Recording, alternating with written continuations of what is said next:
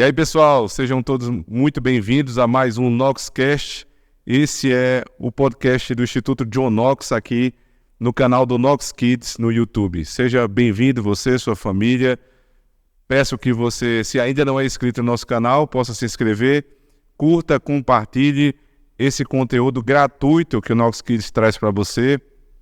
Um conteúdo sempre muito relevante, falando sobre educação e todos os temas que circundam a educação dos nossos filhos. Aproveito para mandar um abraço aqui para todos os nossos alunos, seja da escola presencial, a escola Knox Kids aqui em Campina Grande, seja o pessoal que faz tutoria EAD nos 26 estados, mais o Distrito Federal, além de 17 outros países do mundo, utilizando um material 100% cristão, confessional, com pedagogia cristã clássica de verdade. Então, sejam todos bem-vindos, além das nossas 11 escolas espalhadas pelo Brasil que usam o sistema Knox Kids de ensino. Sejam todos vocês, além dos nossos visitantes, você está aqui pela primeira vez, é um prazer recebê-lo.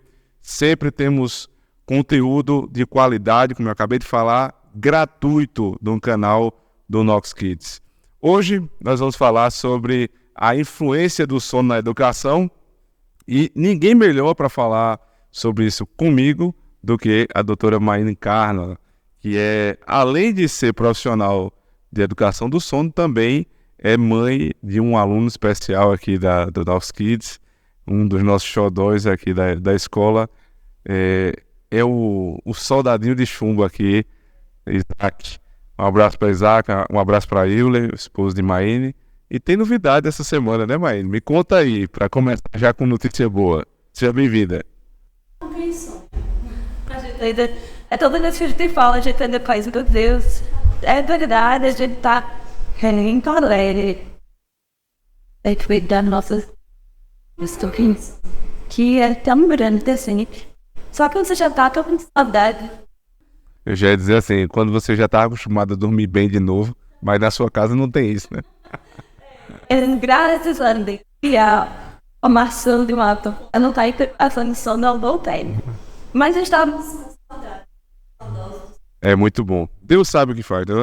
A gravidez é algo fantástico, porque ela leva tempo para tudo. Você não descobre num mês e tá com o bebê no outro mês. Você tem tempo para se preparar. Os 9 meses são um prazo divino para que todos possam se preparar, a casa possa se organizar para esse momento tão glorioso de uma família que vocês vão passar pela segunda vez, e eu estou passando na minha casa também pela segunda vez.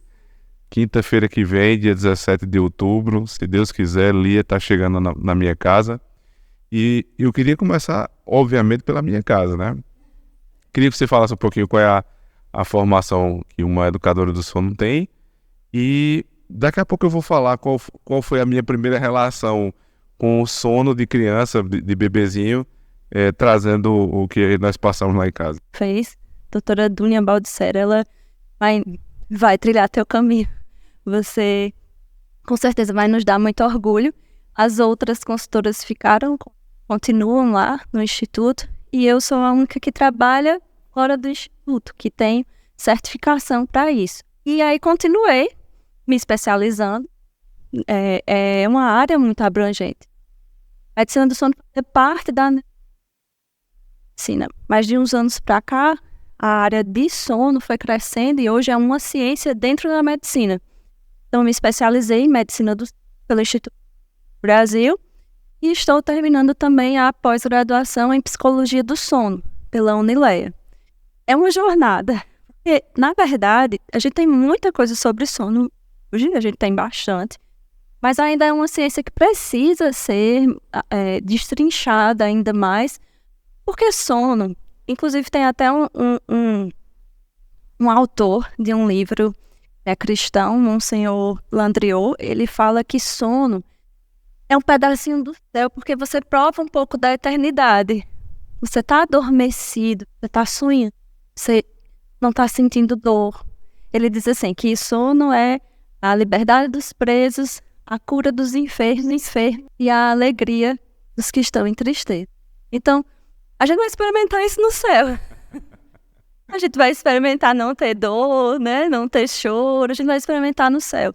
E ele fala isso, até o livro, inclusive sobre a mulher de Provérbios 31, falando que a gente tem que cuidar dessa área das nossas vidas, dos nossos filhos e a nossa, porque isso glorifica o Senhor. Ele criou para descanso, né? Então, a minha formação, a minha jornada veio também porque eu não tive muito descanso quando Isaac nasceu. Teve que se virar e aí para se virar foi fazer formação. E ele era um bebê que tinha uma, digamos assim, uma especificidade. Por quê? Ele era um bebê APLV, refluxo, ele tinha dermatite atópica, ele vomitava em jato. Ele era um bebê cheio de alergias alimentares e a própria dermatite atópica, enfim, tudo que você possa imaginar assim, de desconforto, ele teve. E tudo que tem desconforto prejudica o sono, prejudica o relaxamento. Então, eu tive que tentar por aquele bebê. Eu sempre pensava assim, Deus, eu não posso deixar a minha casa sucumbir porque a gente está em privação de sono. Os meses foram se passando e não melhorava. E aí eu fui fazendo alguns cursos de sono que a gente tinha aqui na internet, né? Hoje em dia a gente tem vários cursos de sono. Traziam informações, não eram muito ajustadas à própria realidade. Eu sou biomédica de formação. Eu sou da saúde e, na verdade, eu amo ciência. Então, desde a biomedicina, eu já trago essa coisa de estar me atualizando, estudando artigos. Eu fui fazer o que eu sabia. Eu comecei a pesquisar artigos científicos que falassem sobre sono, sobre refluxo, sobre a PLV, e aí o mundo se abriu. E aí eu comecei a perceber que meu filho não era quebrado, que eu passei meses achando o filho de fulano dorme, porque tem isso, né? Começa a comparação, né? Quando você é mãe, vai ter um filho de alguém que vai fazer melhor que o seu em tudo. Em tudo. Quando você botou no mundo, saiba que vai existir comparação. E quando o seu não dorme, quando o seu tem várias, né, patologias, alergias, e quando eu ficava pensando, será que tá quebrado, Senhor? Tive orações sinceras. Senhor, tudo que o Senhor faz é perfeito. Isso não pode ser o melhor do Senhor para mim. Eu estava a cada 40 minutos. Isso era uma coisa bem... E sendo chamada a cuidar do meu lar, eu sabia que aquilo ali era uma responsabilidade minha. Não era do meu marido, apesar dele ser maravilhoso. E dividir, se eu posso dizer dividir ou assumir comigo toda aquela privação, toda a dificuldade que fez. Mas eu sabia que se não fosse eu, quem? Então eu fui estudar. Dentro desses estudos, né, dentro de tudo isso, eu fui descobrindo meios, caminhos e não parei. Não parei e, pelo contrário, o Senhor foi abrindo. Ele que bate a porta, ela se abre. Uhum. E aí chegamos nessa... Onde estou hoje, se é que eu posso dizer assim, essa longa jornada do sono. A história lá de casa acho que foi um pouco parecida com a de vocês. A Eva nasceu em 2018, então o Isaac tem 5, a Eva tem 6. E desde os primeiros dias, não foram fáceis as horas que nós passamos ali pelas madrugadas. O que acontecia é que ali por volta de 4h30, 5 horas, começava uma cólica, se estendia até umas 6h30, 7 horas da noite, todos os dias. Qualquer tipo de medicação que a gente desse não funcionava. Então, a gente já começava a noite muito mal. E quando colocava a Eva para dormir, ela tinha aquele primeiro sono e ela tinha algo muito semelhante, 40 minutos. Se ela dormisse 1 hora seguida... Era milagre. Era um milagre. E no meio da madrugada, ela tinha cólicas novamente. Então era muito difícil. Foram 8 meses. Ainda não era... Essa profissão de consultora do sono não era muito conhecida na época. Eu me lembro que ela ainda fez algum webinário ou coisa desse tipo, webinário do sono. Mas não funcionava, nada funcionava. A gente foi para especialistas. E a única palavra de conforto, entre aspas, que a gente recebeu foi o seguinte. Ela não tem um sono ainda amadurecido. fiquem tranquilos que ela vai amadurecer. Aí eu disse, que bom. Disse, quando? Ele fez, pode levar entre 3 e 4 anos. Apenas. Eu já estava há 6 meses sem dormir. A gente não dormia, né? Eu pegava a primeira parte da noite até 3 horas e ele pegava das 3 às 7, ou então a gente invertia. Sim, eram turnos, né? Era um turno. Mas ninguém dormia, nem ela, Você inclusive. dormir 3 horas por dia não é absolutamente nada. Não. E aí vieram as consequências, né? Você começa a engordar, porque o sono, daqui a pouco a gente vai falar sobre isso, né? Isso. Você começa a engordar, você começa a ter dor de cabeça, enxaqueca, e os sintomas não param. Até que no 8º mês, esse amadurecimento do sono começou a melhorar, mas ela só veio dormir, de fato, quando ela completou 1 ano. E é terrível. A gente vai ter outra semana que vem, eu tô com medo. Não, agora vai ser diferente. Já falei até com ela esses dias, mostrei meu aulão pra ela. Que joia. Foi justamente para construir esse caminho de uma forma mais leve. Tem algumas dicas, Maíra, que a gente pode receber do que a gente pode fazer, assim, de maneira básica, simples? Temos, com certeza. Esse início, a gente tem que pensar que realmente não tem uma maturidade. Em que sentido? Tanto dos ciclos de sono, porque após o 4º mês de vida, não precisa ser 8 meses, nem um ano. Então dessa vez vão ser só 4 meses. Ufa, que bom. Mas nem tantos despertares assim como 40 minutos. A gente já tem aí um alerta se isso acontece. É claro que se fosse uma condição de alergia alimentar, alguma patologia, você pode ter um sono mais conturbado. Porque o 1º mês até o 4º mês, sono e relaxamento, eles estão muito ligados. Então, na verdade, o que deveria ser feito ali, né? Quando a gente percebe que esse bebê tem dificuldade de adormecer, tem famílias que relatam que chegou na maternidade já não dormem. Isso é real. Por quê? Porque o relógio biológico do bebê, todos nós temos um reloginho, digamos assim, interno, né? O relógio biológico do bebê ainda está muito ligado com o da mãe. Nesse comecinho, até ele adquirir essa maturidade desse relógio biológico, tudo o que envolve ali como a mãe vai conduzir o dia, por exemplo, exposição à luz solar nas primeiras horas do dia, ter uma rotina mais ajustada que favoreça os momentos de sono, tudo vai estar muito ligado com a mãe, porque a amamentação ali ainda está se estabelecendo, né? Você realmente tem um bebê que ainda não... Então, deixa eu só entender. Se a mãe regula o próprio sono durante a gestação, isso melhora. Fazendo, né? Muitas vezes, isso tem estudos que comprovam que mães que são plantonistas, né? Que trabalham à noite, em escala noturna, geralmente o sono desse bebê, ele já nasce com o ritmo prejudicado. Porque ele ganha o ritmo que a mãe ganhou. Precisava estar acordada de madrugada. Então, o relógio interno do bebê na formação ainda está ligado com o da mãe. E quando ele nasce também, porque o ritmo que se dá fora nos primeiros meses é o ritmo do lar, da mãe principalmente, que está amamentando. Então, o horário que ela está produzindo mais cortisol, que é o que nos mantém em alerta, o bebê vai estar também. Inclusive, uma das coisas que geralmente... Nesse comecinho, o pessoal faz muito extrair leite, porque tá amamentando, aí sobra leite, né, no outro seio, você coleta aquele leite, você oferece de noite um leite que você extraiu de dia, que tem uma quantidade de cortisol mais elevada. Aí você oferecer à noite, não é compatível, porque... A criança vai ficar mais alerta. Vai ficar mais alerta. É igual o adulto beber café se dormir. Totalmente. A gente precisa pensar que sono é ciência. De fato, sono é ciência. E para mim, isso deixa ainda mais claro como Deus é detalhista.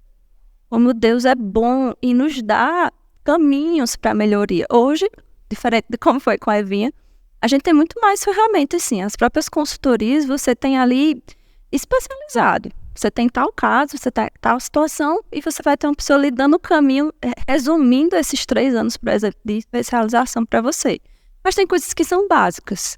Como, por exemplo, estabelecer um ritmo para que, enquanto o bebê ainda tem essa maturidade, né, como vocês foram orientados ali, não é só a maturidade. O ritmo, ele é formado. Ele é também amadurecido. Quando você guia a criança dentro disso, isso ainda fica mais claro, que eu sempre falo. É um processo educacional. como outro qualquer. Você trouxe da maternidade, nasceu em casa, né? Você nasceu, você está educando. Não existe uma opção de não fazer isso. A questão é se está educando para o bem ou se está educando para o mal, né? Que tipo de hábito você está formando?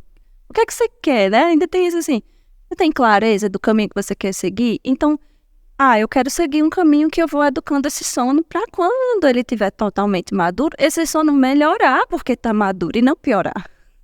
E não você ter que, é como se você estivesse estando sempre que remediar algo. A gente não precisa. O nosso organismo, o próprio sol nascendo e ele se pondo, é um guia para a gente de como esse bebê precisa funcionar. Tá? Vai dormir até 9 da manhã, vai dormir até... O sol nasce 5 da manhã. Então, nós temos um horário ali de propensão a acordar entre 6 e 7 da manhã para você começar a encerrar seu dia entre 6 e 7 da noite. Um recém-nascido, ele ainda não tem esse ritmo, a gente chama ritmo polifásico. Então, cada vez que ele dorme e acorda, é novo dia. Só que se você, o adulto, a mãe que amamenta, está levantando às 7 da manhã, está fazendo rotina no final do dia, está passeando no final do dia, expondo a luz solar nas primeiras horas do dia, que tipo de ritmo esse bebê vai ter? O ritmo ordenado. Então são coisas simples, naturais até, não custa dinheiro nenhum, a gente faz ali, que vão melhorar esse relógio interno do bebê, que realmente até o 4º mês ainda não está maduro. E parece que isso tem muito a ver também com a própria organização da casa, né, Maíne? Os pais, a família como um todo já vivia em uma desordem. Nós estamos falando do sono, mas muito provavelmente quem tem uma desordem no sono deve ter uma desordem em outras áreas, de alimentação, tema do nosso podcast passado, e uma desordem talvez espiritual, e daí por diante. Então, o trabalho de vocês me parece também que é um trabalho que não é um trabalho meramente de colocar uma rotina, mas por trás das nossas rotinas existe sim um aspecto espiritual nisso, uma ordem da alma que ordena a minha vida, não é isso? Total. Vamos aproveitar que é um podcast cristão. A gente pode falar aqui. E vamos falar sobre isso. Nosso Deus é um Deus ordenado. Ele poderia ter criado o mundo em um dia. Ele poderia ter feito o que ele quisesse, né? Na verdade. E ele foi formando cada coisa a seu tempo. E ele teve o dia do descanso. Então, quando a gente fala de educação, quando a gente fala de, até mesmo, eu chamo assim, a nossa autoeducação para poder educar um bebê, a gente tem que ter em vista o que é que a gente quer viver, né? Eu nasci, vamos lá para as perguntas do catecismo, né? Para glorificar o nome do Senhor. Então, tem que ser através de tudo que eu expresso e vivo, da minha alimentação, da minha ordem, da minha higiene, do meu sono. Esses são os 4 hábitos básicos infantis. Só que todo adulto deveria estar vivendo esse hábito para formar, né, uma criança dentro desses hábitos. E realmente é real, né? Eu venho educando o meu próprio hábito do sono, pensando justamente em estar bem informada. Quando o Senhor me abençoasse com esse filho que assim Ele trouxe, eu não gosto de dormir cedo. Eu sempre tive aquela máxima de eu só funciono à noite. Sempre estudei até meia-noite e sempre fui essa pessoa. Até que eu li, estudei e entendi. Eu preciso dormir cedo se eu quiser produzir hormônios melhores, ter uma boa higiene do sono, dar exemplo para o meu pequeno, apesar de ter feito várias formações, estudando um pouco até 10 da noite, meia-noite. Mas hoje, para que eu possa me formar bem, para receber esse bebê, eu vou ter que dormir cedo, porque eu preciso dormir pelo menos 7 horas. E eu estava dormindo 5, 4 horas. Maine, a gente está falando aqui de uma organização, né? E eu imagino que quando você vai dar consultoria, seja uma coisa que demore um certo tempo, deve ter alguma resistência da família, porque é um hábito antigo e vai ter que ser mudado. Mas no campo das ideias tudo é mais fácil. Qual seria uma rotina básica, para ajudar aqui quem está nos assistindo? Qual seria uma rotina básica para um adulto, certo? Um adulto deveria acordar em média entre tal hora e tal hora, e aí seguir determinada rotina e buscar o sono tal hora. o período que ele tem de desacelerar, isso está ligado diretamente com a criança deve ter uma rotina diferente. Estou falando aqui crianças um pouquinho mais velhas, não mais bebês. Sim. Mas se quisesse falar de bebê também, fica à vontade. Só para a gente ter um recorte prático do que a gente pode fazer sem a consultoria, claro, né? Só para a gente ter uma ideia de como é que isso funciona. Sim. Como a gente estava falando do nosso relógio biológico, a partir do 4º mês de vida, todos nós temos essa maturidade. O núcleo supraquiasmático, essa nossa área do cérebro, comanda esse relógio. Ele é o relógio mestre. Ele vai comandar toda essa outra cascata hormonal que vai leptina, grelina, fome, saciedade, o próprio hormônio do crescimento, melatonina. Esse relógio central, ele está amadurecido após o 4º mês de vida. Então, existe sim uma rotina fisiológica. O que é isso? Uma rotina que favorece esse hábito do sono, da alimentação ser formada. Só te atrapalhando um pouquinho. Até os 4 meses é normal que durma mal, assim...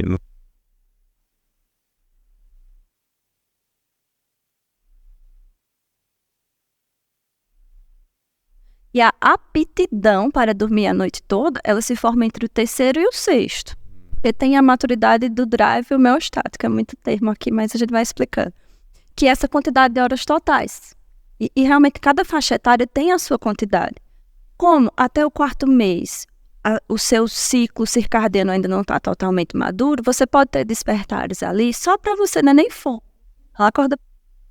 Mas tem bebê que acorda para repor melatonina através da mama ou da mamadeira que tem o triptofano e voltar a dormir. Ele não sente fome. Ali sabe, com uma sobrevivência para ele poder aprofundar e voltar a dormir. Só que tem limites nesses despertares. Né? A cada fase você pode ter entre 2 a 3 despertares, por exemplo. O RN é comum a cada 2 horas, você vai ganhando ritmo ali. Depois de RN, você tem ali até 4 despertares. Os bebezinhos que já nascem já com esse amadurecimento mais acelerado, né? Porque tem um aqui na igreja, uma menininha que ela dorme muito bem desde que nasceu. Tem. São os dormidores longos, que é um presente de Deus, né? Senão a gente se assustaria. Sabe aquela pessoa que... Tô doido pra ganhar esse presente semana que vem. Oremos, eu também. Vamos morar junto. Pra esse daqui, porque Isaac é dormidor curto. Por exemplo, Isaac veio dormir a noite toda, ele estava com 1 ano e 3 meses. Ele ainda acordava na madrugada para mamar, que ele mamou um pouco mais, ele mamava para voltar a dormir, ele não fazia esse estirão de sono. Não era porque ele tinha fome, é porque ele precisava de menos horas de sono do que a população geral. E por isso que eu estudei um pouco mais, porque isso é um termo, inclusive, muito, muito recente. Tem pessoas que precisam de menos horas de sono. Se você não conhece isso e você não tem uma rotina fisiológica, uma rotina que vai trazer a propensão a adormecer, você realmente sofre com esse bebê achando que ele não vai dormir. Essa criança, eu atendo crianças de 3, 4 anos de idade que ainda não dormem. Então, assim, imagina, vai amadurecer com 3, 4 anos. Com 3 anos você deixa de ser bebê para ser criança. Realmente você tem que estar com seus hábitos formados. Sua maturidade neurológica ali já está formada, mas se o hábito não estiver formado, não vai dormir. Então, tá tudo andando junto, né? Eu estou formando um hábito, eu estou esperando o amadurecimento neurológico, mas eu estou trabalhando nessa educação. Não dá só para contar com a genética do dormidor longo. Uhum. É muito bom quando ela vem, mas é todo um percurso. A maioria da população não é dormidora longa, pelo contrário, são intermediários. São essas pessoas que precisam da rotina, da estrutura, dos horários de propensão para acordar, horários fixos, regulares. A gente tem que ter horário regular. Nosso relógio, se ele andar, é como se cada dia você tivesse um fuso diferente. É só você pensar, como é que esse seu relógio interno tá? Tá maluco. Se cada dia acorda de 1 hora, se cada dia dorme em um horário, você não tem homeostase, você não tem equilíbrio. Então, o nosso ciclo circadiano, ele é 24 horas e um pouquinho. Como é que eu regulo isso? Horários regulares para acordar, horários regulares para dormir. E uma dica de horário para acordar, para a gente começar do início? 0, né? Até porque tudo começa pelo começo mesmo. Entre 6 e 7 da manhã, o nosso cortisol está no nosso maior nível de alerta, que a gente chama, né? Ele realmente está nos preparando para despertar. Os matutinos, eles vão despertar naturalmente, inclusive umas 5 e pouquinho. Você não precisa acordar. Essa criança, esse bebê, ele está pronto para a vida nesse horário. Os intermediários ficam realmente ali entre 6 e pouquinho. Os vespertinos, eles querem passar das 7, vão até às 8. Quer dizer que o que a gente chamava de dorminhoco tem um nome mais bonito. Tem um nome bonito, é um dormidor longo, e é um vespertino porque ele passa. Não é um dorminhoco, é um vespertino. É o vespertino, é o nome mais... é o nome mais chique, assim, mais científico. Vou aprender essa pra muita gente. Tem muita gente que tá gostando aí do conteúdo, né? É muito se identificando. Eu sou um vespertino, né? Tudo bem, tá tudo certo. E eu vou dizer uma coisa, se você é criança, tá nos assistindo, não vá contar essa pra sua mãe, né? Não vamos utilizar dessa terminologia para convencer a mãe. Então a gente foi seguindo essa regra entre 5 para os mais matutinos e 7, 8 horas da manhã para os vespertinos. Passamos o dia trabalhando, quando é que a gente deve começar a desacelerar? Uma criança, ela não deve iniciar sono noturno após as 9 da noite. A gente está levando em consideração que ela precisa de mais horas de sono. De 10, vamos botar uma idade escolar, né? Entre 3 anos de idade e acima, ela ainda precisa de 10 a 13 horas totais. Às vezes essa criança não está tirando soneca. Então ela tem que compensar onde? No sono noturno. Na verdade, o sono noturno é um sono necessário. Não deveria ser negociável. O sono noturno, ele realmente deveria ser privilegiado, principalmente para essas crianças que não tiram mais aquela sonequinha na metade do dia ali e já estão em fase escolar. Elas precisam dormir antes desse horário ali, entre 8 e 9 da noite, porque elas precisam estar em sono profundo, ou seja, em exposição à melatonina, para elas poderem crescer. O GH, o hormônio do crescimento, ele é liberado nessa primeira porção do sono, que a gente chama sono necessário. Então, se você inicia sono 10 da noite de uma criança, 11 da noite, meia-noite, você já perdeu essa liberação. Hoje em dia, a gente tem uma cultura de tentar adequar a criança à rotina da família. Um adulto dormir 10 da noite e outro dia 6, 7 da manhã, ele está suprido, ele não precisa mais do que 7, 8 horas. Os dormidores mais curtos, com 5, inclusive, entre 5 e 7 ficam bem, né? São raríssimos casos. A criança não, ela precisa de 10 a 12 horas, alguns 13 horas. Então, se você passa de 9 da noite, uma rotina semanal com a criança acordada, ela não vai ter esse sono profundo a ponto de consolidar a memória, regulação hormonal, crescimento, a própria leptina e grelina, né, os hormônios da fome e saciedade regulados. Da mesma forma, se você não tem horário para acordar, mesmo estudando à tarde, essa criança ela precisa ter um horário regular de acordar para ela chegar no horário do estudo estável. Se ela acorda, já sai, você suprime uma refeição. Acordou 9 da manhã, não vai sentir fome para o almoço, que é meio-dia. Então, o horário de adormecer e o horário de despertar eles são importantíssimos nessa regulação para que a criança tenha as 3 principais refeições regulares, tenha tempo de aprendizado, de gasto energético. Às vezes a criança não dorme, e quando você vai ver o tempo que ela passou acordada ali no dia, ela foi para a escola, brincou, tá certo. Mas você tem 2 períodos, você tem manhã e tarde, você não só tem meia manhã e tarde, ou um período suprimido. Você tem que dar tempo para essa criança gastar. O ideal, inclusive, é uma criança que tem distúrbio de ritmo. Eu sempre pego pessoas assim, meu filho dorme muito tarde, eu faço acorda que horas? Entre 9 e 10. O distúrbio de ritmo é esse sono chegar após ali às 10 da noite. Acorda teu filho cedo, dá uma exposição à luz. Isso é para adulto também. Tem muita gente tomando suplementação, melatonina, naturais, assim, né? A gente no Brasil agora já é liberado pela Anvisa. Mas uma exposição à luz solar nas primeiras horas da manhã resolveria.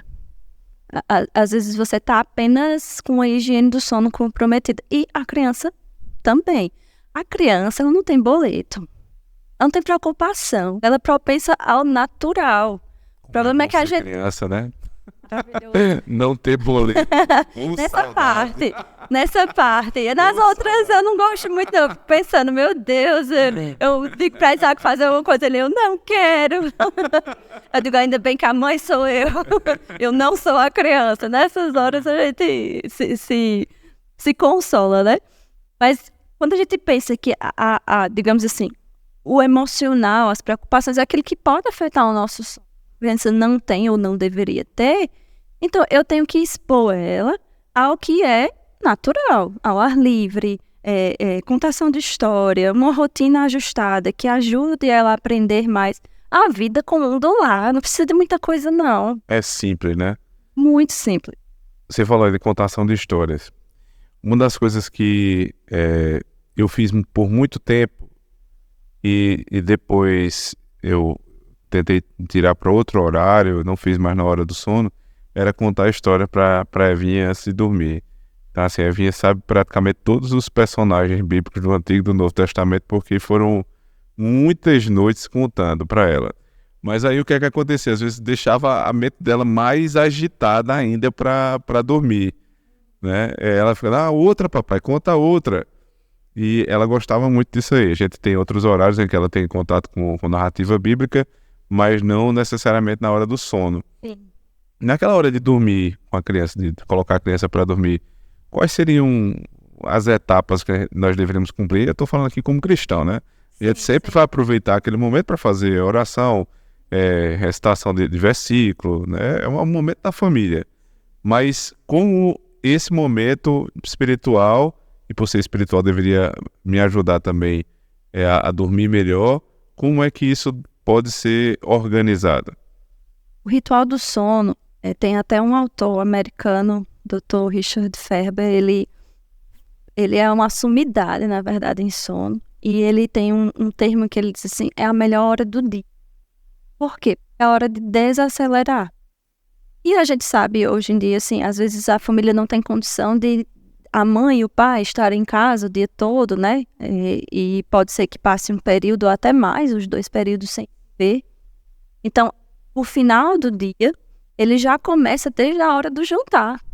O ritual do sono não é deitar a cabeça e adormecer. Esse momento de afetividade, ele chama assim, esse momento de afetividade, de firmar ali com a criança, olho no olho, o jantar, a brincadeira, né, de sentar no chão, parar para contemplar aquele momento, aquela atividade que você está fazendo com a criança, deveria ser a melhor hora do dia. E essa preparação é muitas vezes aquilo que a criança tem de tempo, muitas vezes, com aquela família. Então, um bom passo a passo, o primeiro de todos é você entender que eu sei que tem muita coisa para você fazer quando chega em casa, depois de ter passado o dia trabalhando. Seja mãe, seja pai, mas a coisa mais importante de todas está esperando por você, que é o seu filho. E o prato pode ser lavado depois, o jantar, você pode até se organizar para ter algo ali pronto, né, congelado, até fazendo final de semana, que seja. Estar disponível emocionalmente é a primeira coisa. Ter essa conexão. E principalmente se você precisa estar ausente. Se você está presente, muitas vezes a gente acha, eu estou o dia inteiro. Mas às vezes você está o dia inteiro fazendo coisas com a criança. Finalizar o dia com aquele olho no olho, de sentar na mesa, jantar, já começa ali, se quiser fazer uma leitura bíblica, às vezes é o horário que você tem para fazer o culto doméstico, naquele momento. Escutar, olho no olho mesmo, assim, prestar atenção, pegar na mão, levar para o banho, estar junto, sabe? Isso já é um ritual de desacelerar, de estar junto. Às vezes a criança fica mais agitada porque está com você, nem porque ela está mais agitada. É o final do dia, tá todo mundo cansado, né? Então, se você está emocionalmente disponível, você já criou essa conexão, que muitas vezes, dentro dessa trajetória do dia, ali no começo e do final, ela está esperando por esse momento. Então, quando tiver a despedida do boa noite, mamãe e papai vai dormir, aquele momento ali já está eternizado. Você estava disponível. Então, já chegar em casa disponível já é o começo. Já pensar que tem um esposo, um marido, um filho te esperando com o teu melhor, porque lá fora você deu o melhor. Se você precisava trabalhar, precisa, é a realidade de muitas pessoas hoje. Aqui dentro eu vou dar ainda mais, né?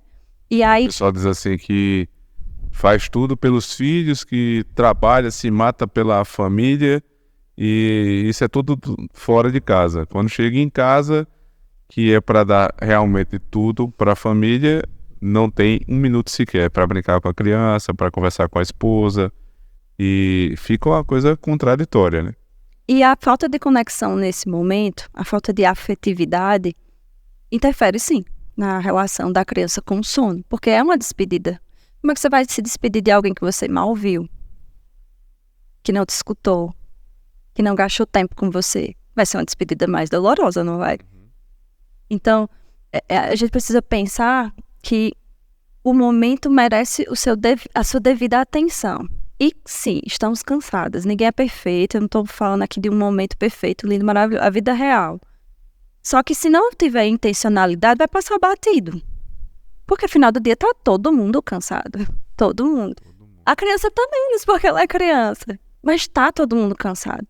Só que, naquele momento, você pode, inclusive, ter essas etapas para facilitar e favorecer você estar ali. Você realmente já tem uma rotina. Chega em casa, vamos brincar 10 minutos aqui, 15 minutos, porque depois a gente vai almoçar, depois a gente vai tomar banho, depois... Almoçar não, jantar. Depois a gente vai tomar banho, depois a gente vai ler uma história e você vai dormir. Você mostrou para a criança etapas, ou seja, você já estabeleceu limites, e às vezes o distúrbio do sono, crianças maiores, às vezes não, né? A nomenclatura para crianças após 2 anos de idade, 1 ano e pouco, é justamente a insônia pediátrica por falta de limites.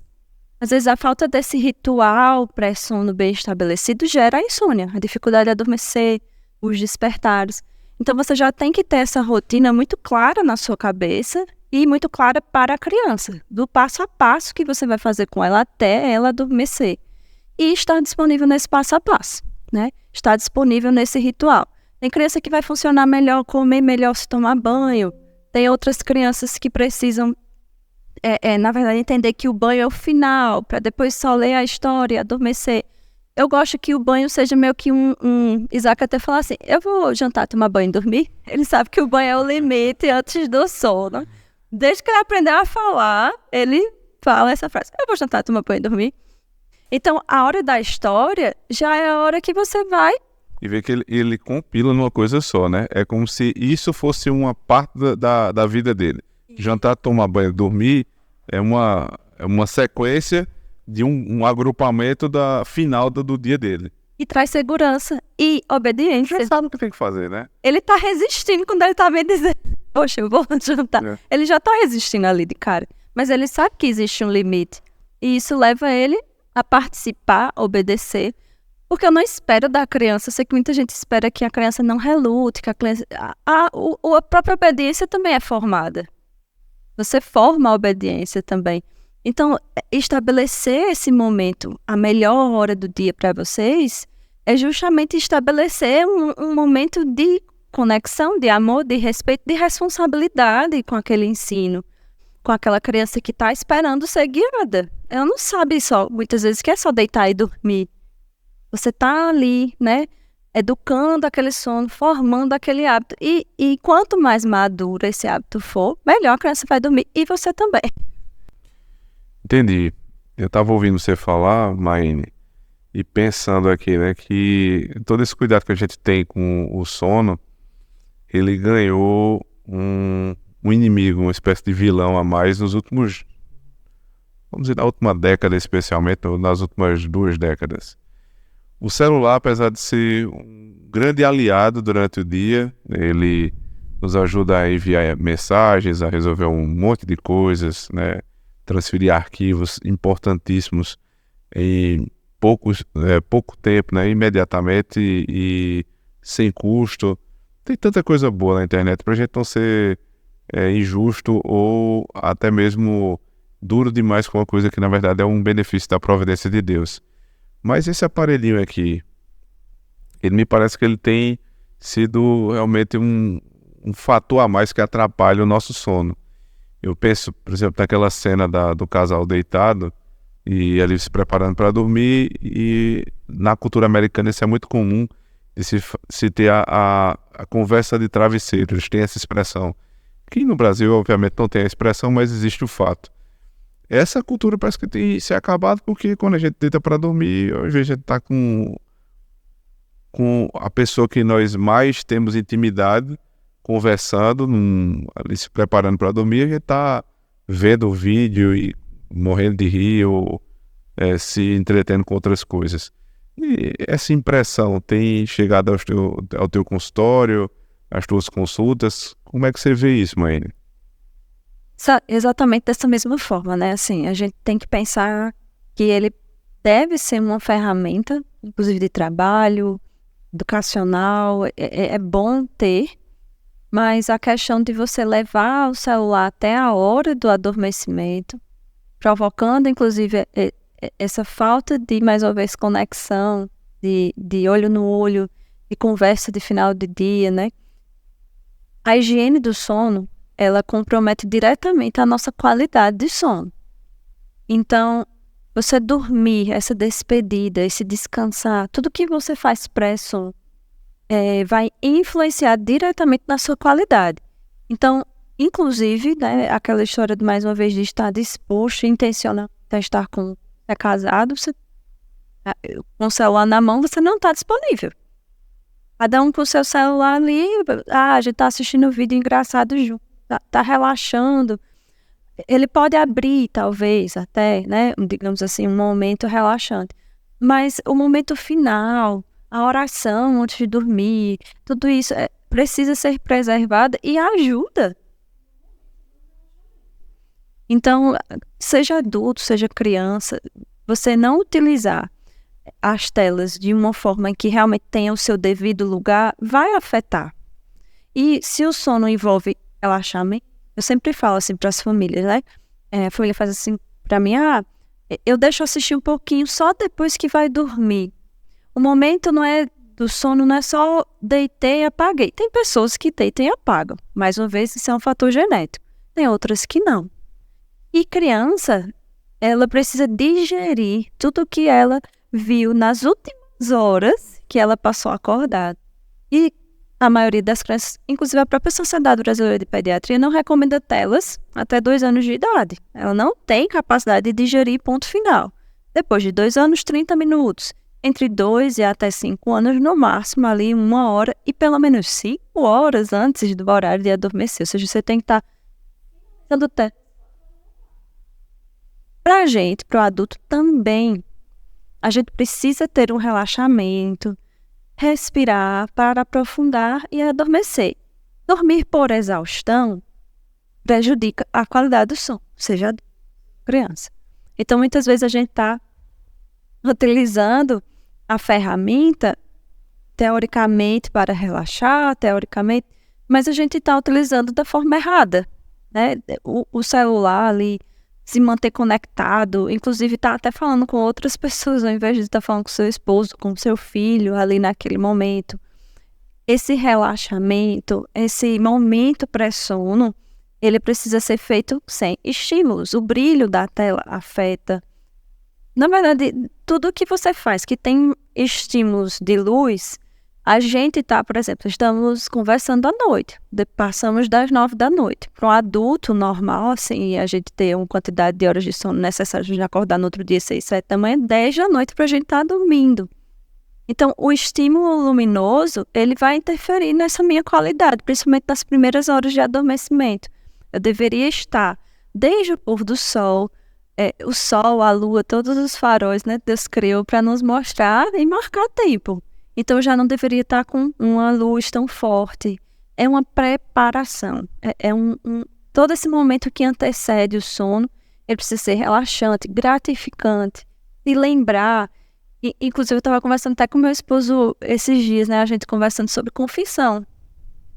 Que a gente deveria revisar o nosso dia, ter esse momento de confissão de pecados, de oração mesmo, intencional, para no outro dia não repetir as mesmas coisas. Só que se você dorme apagado todos os dias, que consciência é essa que você está desenvolvendo? Então, tudo que você faz, pré-sono, tem que te levar a melhorar em qualidade, em quantidade e como ser humano em si. É importante, né? Você está falando aí da tela, né? A tela influencia no sono. E, por exemplo, a leitura me parece ser um bom hábito. Antes de dormir, evidentemente, você não vai ler um livro de terror, Sim. Né? Uma trama muito difícil, mas uma coisa mais relaxante, do ponto de vista espiritual, mais devocional, ou um romance mais tranquilo. E esse tipo de literatura se ela for apresentada em tela, é leitura, mas ela vai prejudicar. E se for num livro, me parece que é algo mais relaxante, não é isso? Mais uma vez, puxando tudo que é mais propenso ao natural, mais favorece o nosso organismo. Então, a tela, a gente já tem, né, o Kindle, algumas ferramentas que reduz bastante o brilho, mas nada se compara a uma luz mais baixa, mais quente, uma leitura, um livro físico, você está sentindo aquilo ali. É um ritual. Se a gente for pensar, para pensar, eu sempre falo assim, a nossa vida é um ritual. E a gente é chamado a desenvolver rituais, e a gente está formando a memória dos nossos filhos em rituais. O Natal ser desse jeito, do mesmo jeito, eu acordar, escutar minha mãe batendo nas panelas. Tudo isso é um ritual. Eu durmo desse lado, eu ajeito o travesseiro desse jeito, eu tenho que tomar um banho, senão eu não consigo dormir. São rituais. Então, estabelecer rituais que favorecem o sono. Tem a intencionalidade também, né? De você estar ali no final do dia, deitado na cama, num momento relaxante. Ler um livro bom, até para compartilhar com um casal ali. Às vezes você passou o dia resolvendo um problema. A verdade é essa, a gente passa muitas vezes. A maior parte do dia é só problema, é só resolve, compra, pega, feira, menino, traz. Aí no final do dia que você poderia estar também melhorando, adquirindo conhecimento. A gente não deveria parar, conhecimento de Deus, conhecimento de uma ciência, conhecimento de um livro que nos traga uma melhoria pessoal. Junto com aquela pessoa, você vai aprofundando esses laços. Ou tem essa questão também, tem pessoas que deitam e dormem, a gente chama sistema flip-flop, aquela pessoa que apaga. Às vezes você quer conversar com o marido, mas o marido já foi. Às vezes a sua esposa já está no 10º sono e você está lá pensando na conversa que... Não vamos ter conversas difíceis nesse momento, é para ser um momento relaxante. Aproveita o tempo que está acordado, que o marido suportou, a esposa... Pode ser uma tentação para muita gente esperar justamente, não fala nada o dia inteiro, aí não, vou falar na hora de dormir, aí vai tratar um assunto pesadíssimo na hora de dormir, acabou. Né? Ninguém faz um jantar, prepara o terreno do assunto difícil, mas para dormir, vão dormir bem. A gente lá em casa, desde que a gente casou, né, a gente escutou uma frase e carregou para a gente até hoje, de não dormir brigado, assim, a gente sempre resolveu o que tiver de resolver, né? Aí esses dias a gente vendo esses memes que tem eu brigada com minha esposa, os dois sem dormir, pra não ter que resolver antes de dormir.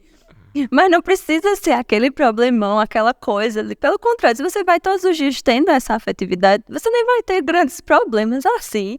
Mas você tá resolvendo toda noite antes de dormir. O problema é que essa conexão de afetividade, de disponibilidade, né? Eu acho que não tem coisa pior do que você estar num lar que o outro não está disponível para você. Seja o marido, a mulher, seja a criança, você não perceber essa reciprocidade, né? Sentar à mesa com esse celular na mão, às vezes a correria, o trabalho pode até não deixar, mas reservar esse momento da própria higiene do sono para que seja um momento intencional também, de prazer, de alegria, de descanso, né, do final do dia. É isso aí. Você falou aí da qualidade do sono agora há pouco, né?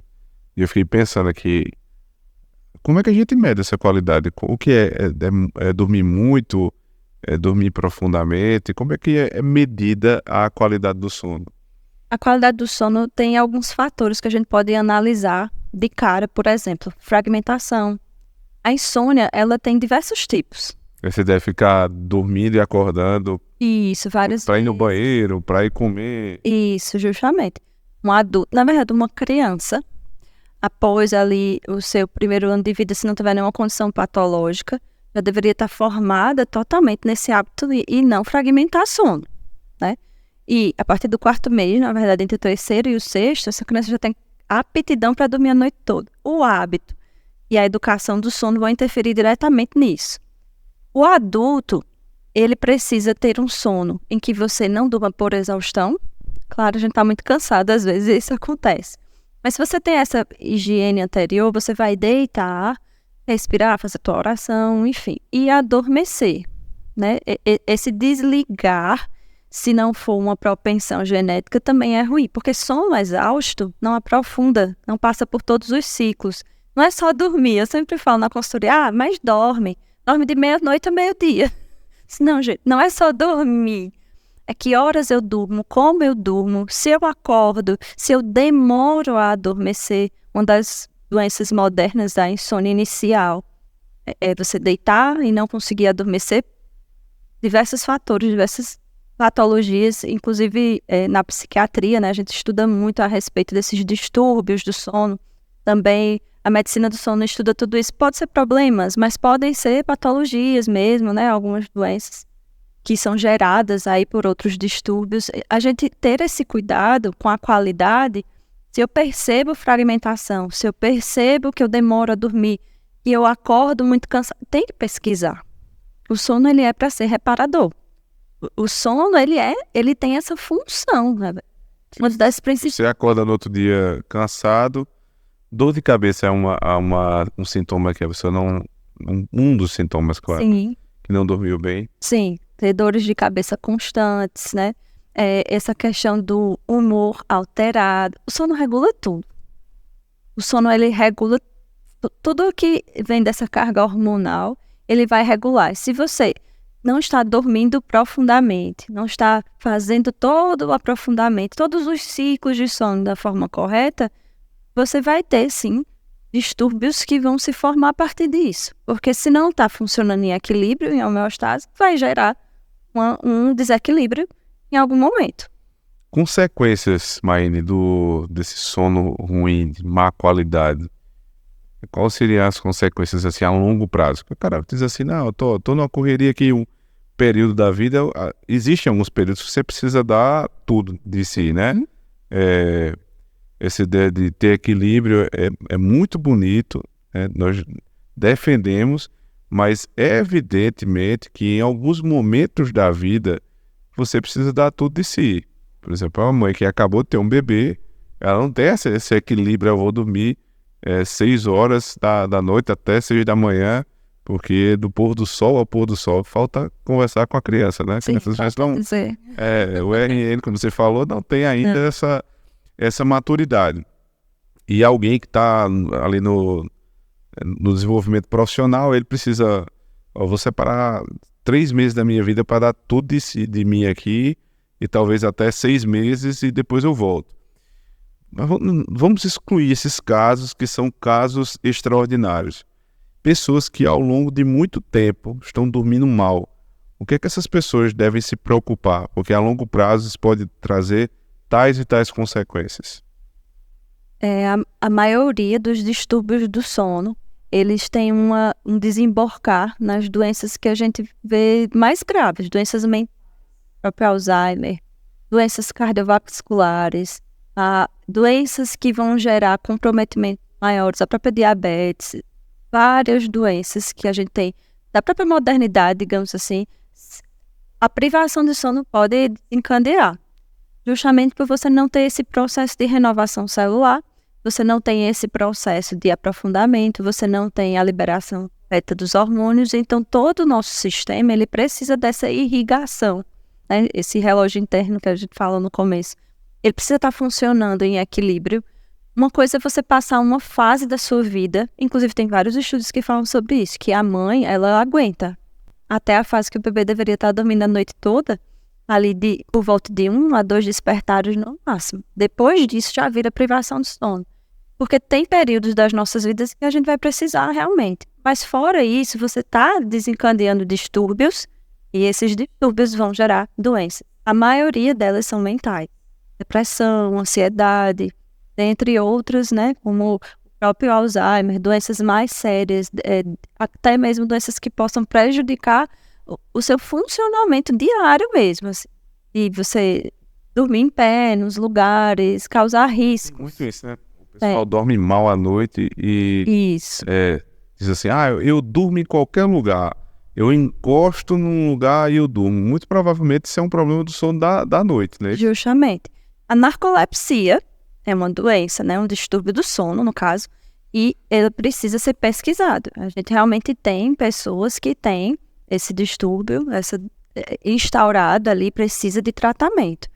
A exaustão é resultado de uma má higiene, uma má qualidade do sono. Então, a gente precisa saber diferenciar isso hoje em dia. Tem muita gente que faz, eu não durmo bem, eu não preciso dormir tanto, se eu dormir pouco eu fico bem. Será mesmo? Será que você não condicionou o seu organismo a viver nessa exaustão e vai desencadear em outras coisas? Porque nem sempre vai ser no mau humor, na dor de cabeça, né, que você pode ter no outro dia. As próprias doenças mesmo cardiovasculares, você vai desenvolvendo a doença. Inclusive, ela vai se tornar crônica. E pode ter sido essa privação de sono que pode ter causado, entre outras condições, né, que de fato prejudicam mesmo a vida comum, cotidiana. Excelente. Preocupante, mas excelente. Mas, para não atrapalhar seu sono, Por favor. A gente vai se encaminhar aqui para o fim, mas não sem antes lhe dar a oportunidade de você falar um pouco mais como é que é seu trabalho, como é que você atende nas suas consultas, como o pessoal pode lhe procurar e como, sim, uma palavra final, como é importante para a educação, né, para a educação da escola e tudo, as mães terem esse cuidado, procurarem rapidamente uma ajuda profissional quando esses sintomas que a gente já elencou aqui, eles começam a ficar presentes. Sim. Primeiro, muito obrigada pelo convite. Eu estou muito feliz de estar Prazer todo nosso. aqui na escola de Isaac, né, com as pessoas que já são queridas, como a gente sempre fala, uma extensão do nosso lar, e tem toda a nossa confiança. De fato, a gente sente a segurança do processo educacional, do discipulado, do coração dele, afinal ele está aqui, é um bom período do dia dele, da semana dele, então eu estou muito feliz de poder compartilhar do meu trabalho, da minha visão, né, de como é a educação, o sono na educação, até porque eu vivo isso com ele. Muito obrigada pela oportunidade. E na educação, o que a gente pode pensar, né, assim, eu só consolido, eu durmo. Então, desde que esse bebê nasce, até essa primeira infância, que é tão importante de formação de hábito, de caráter, a personalidade está se formando até os 5, até os 9, você está formando o caráter dessa criança. Se você tem ali uma boa higiene do sono, uma boa formação dos hábitos, a alimentação, a ordem, o sono, se você tem esse domínio sobre isso, você está educando essa criança para aprender mais e melhor, né? De todas as ciências naturais que a gente tiver, do ensino em si, como também você está formando um hábito para a vida, para ela ter sustentabilidade e saúde, para aprender outras coisas, para viver melhor, para glorificar o nome de Deus com a própria vida, uma vida saudável, né? Não matar o cavalo, né? Como se diz. A criança vai estar pronta para viver o melhor nesse âmbito educacional. Quem não dorme não aprende, não cresce, não come bem. Resumindo, na verdade, o sono ele é esse hábito base. E uma família em privação de sono vai sofrer, infelizmente, essas consequências de não ter formado esse hábito. E sobre o meu trabalho, eu sou consultora do sono, especialista em sono, acompanho minhas famílias nesse processo, que é um processo. A gente não vai chegar, sentar e resolver a vida ali. É uma consulta, dessa consulta eu aconselho, encaminho essa família nesse processo, vou junto. Muitas vezes, realmente, a família não sabe por onde começar. Assim, por mais diretrizes que você der, tem pessoas que precisam que você pegue na mão, que você mostre realmente ali o caminho, que você faça algo personalizado. A gente está falando aqui de diversos conceitos. Aí alguém chega, tá bem, e eu tenho 5. Como é que eu faço? 5 filhos. Eu tenho um bebê que apresenta tal doença ou tal comportamento. Tem coisas que realmente são muito particulares. A gente se favorece dos conceitos, daquilo que é geral, mas é bom ter alguém caminhando com você. E é nesse ponto que eu entro com a consultoria do sono. Formando esse hábito, eu vou entender o que é que essa família está passando. Qual tipo de problema ali a gente pode solucionar em relação ao sono. A gente forma um plano de ação dentro do que a família me traz, até que a gente termina ali aqueles 30 dias de trabalho com esse hábito formado e encaminhado. Que é o meu maior interesse, pastor, é que não termine em mim. que essa família começou aqui e ela sustenta esse hábito a primeira infância inteira e depois ela possa dizer, meu filho está formado nisso aqui, ele está encaminhado, ele está dormindo bem. Porque as próprias etapas da vida que vem depois, se você está consolidado nesse hábito, você tem sustentabilidade. Uma família que volta a dormir, ela volta a viver. Resumindo... É verdade, isso aí eu posso atestar com conhecimento de causa. Pois é, passou por isso e sabe. Sono é vida, né? É verdade. Maíne, muitíssimo obrigado. Assim como você falou, que é um prazer estar na escola dos seus filhos, né? Aqui na sede do Instituto John Knox, para nós, que estamos aqui todos os dias, e vemos os pais chegando e saindo, a gente fala muito, muito rápido, é muito bom tê-lo aqui conosco. Ele, vez por outra, para um pouquinho, eu converso com ele, eu vou repetir o que eu falei lá no começo. Isaac é um grande xodó aqui da escola, é um menino que cresceu muito, e a gente fica muito feliz de acompanhar o crescimento dele e da família. É sempre um prazer ter os pais do Knox Kids aqui e uma alegria poder conversar com você, trazendo ainda por cima um conteúdo riquíssimo como esse. Então, espero que Deus abençoe seu trabalho. Não ainda sei lhe dar a oportunidade de fazer a sua indicação do seu Instagram. Pessoal, seguir aí Maíne lá no Instagram. É @MaineCarla, né? Esse nome só tem eu mesmo, vocês podem colocar lá.